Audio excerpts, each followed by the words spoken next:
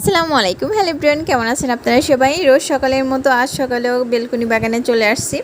আর এসে যেটা দেখছি দেখে তো আমি অবাক হয়ে গেছি। চলেন আপনাদের সঙ্গেও শেয়ার করি। এই যে দেখুন, মাশাল্লাহ আমার গাছে বেগুনের ফুল ফুটছে। আজ প্রথমেই হচ্ছে আমার বেলকনি বাগানের বেগুন গাছে ফুল ফুটছে। তো দেখে তো আসলে আনন্দে আমার এত খুশি লাগছে, এত আনন্দ লাগছে, আসলে আমি হচ্ছে আপনাদের বলে বোঝাতে পারবো না। যারা আমার মতো শখের বসে একটা দুইটা গাছ করেন বেলকনি বাগান অথবা ছাদে গাছ করে থাকেন, তারাই বুঝবেন আসলে শখের গাছে যখন ফুল বা ফল হয় তখন আসলে আনন্দের সীমা থাকে না। আর ওই আনন্দ, ওই খুশি আনন্দ মজাটা আসলে কারোর সঙ্গে বলে বোঝানো যায় না। আর এই যে দেখুন, মরিচ গাছে হচ্ছে মরিচ ধরতে শুরু করছে। গাছগুলা গ্রোথ তেমন ভালো না, তো ছোট গাছেই হচ্ছে দেখতেছি মরিচ চলে আসছে। দেখি কি হয়, যদি ভালো না হয় তাহলে কিন্তু এগুলো তুলে ফেলে এখানে আমি অন্য গাছ রোপণ করব। আর আমার এই পুঁইশাক গাছও হচ্ছে হারভেস্ট করার মতো হয়ে গেছে। পুঁইশাক গাছ মাশাআল্লাহ অনেক বেশি লতিয়ে গেছে। এখন এখান থেকে কিছু ডাল কেটে এখানে একটু ফাঁকা করে দিতে হবে।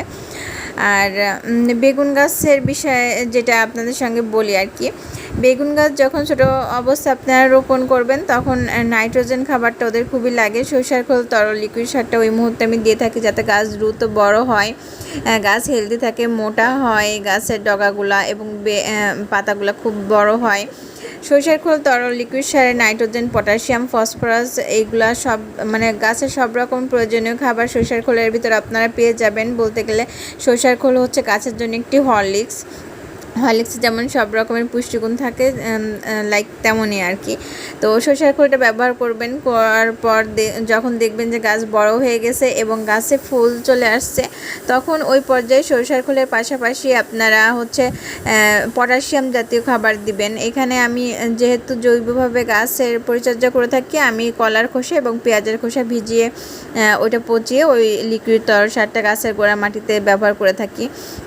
আর সরিষার খোল 15 দিন অন্তর অন্তর একবার দিবেন, তাহলে গাছের গ্রোথটাও ভালো থাকবে এবং পটাশিয়াম সারটা পাওয়ার জন্য গাছে ফুল ফলও ধারণ ক্ষমতা বেড়ে যাবে এবং অনেক ফুল চলে আসবে। এইভাবেই হচ্ছে আপনারা গাছের পরিচর্যা করবেন, দেখবেন আপনাদের গাছ কিন্তু খুব সুন্দরভাবে হচ্ছে বড় হচ্ছে। আচ্ছা দেখুন, আমি বেলকনিতে জৈব উপায়ে হচ্ছে গাছগুলো করতেছি, কিন্তু যারা খেতে হচ্ছে বা রাসায়নিক উপায়ে গাছগুলো করে থাকে তাদের থেকেও কি খারাপ হচ্ছে বলেন? এইভাবে জৈব উপায়ে যদি আমরা করি না, খুব ভালো জিনিসটা হচ্ছে আমরা বিষ মুক্ত খাবারটাই গ্রহণ করতে পারবো। আচ্ছা, আপনারা এইভাবেই পরিচর্যা করবেন এবং আমার বেলকনি বাগানের ভিডিও দেখতে যদি আপনাদের ভালো লেগে থাকে, কোনো উপকার হয়ে থাকে, তাহলে অবশ্যই আমার চ্যানেলটাকে সাবস্ক্রাইব করে আমার পাশে থাকবেন, লাইক কমেন্ট করতে ভুলবেন না। আল্লাহ হাফিজ সবাইকে।